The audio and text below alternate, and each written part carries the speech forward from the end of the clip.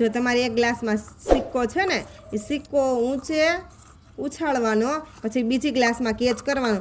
એકવાર થઈ જાય તોય ભલે, 2 વાર થાય તો જેટલી વાર થાય એટલી વાર. ઓકે, હાલો કરો.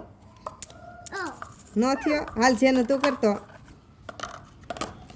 જેનું આમ આમ ઘા કર સિક્કાનો, હા, પછી એમાં કેચ કરવાનો. એકવાર થઈ જાય તોય, અરે વાહ, ધીમે ધીમે ધીમે. પાછો એને ગ્લાસમાં પડી ગયો તો. હાલે હાલે હાલે, કેચ કરવો પડે ગમે એમ. ઓકે. જો હા, જેનું તો તું એમ કર, મેં તું આપણે કેચ કર.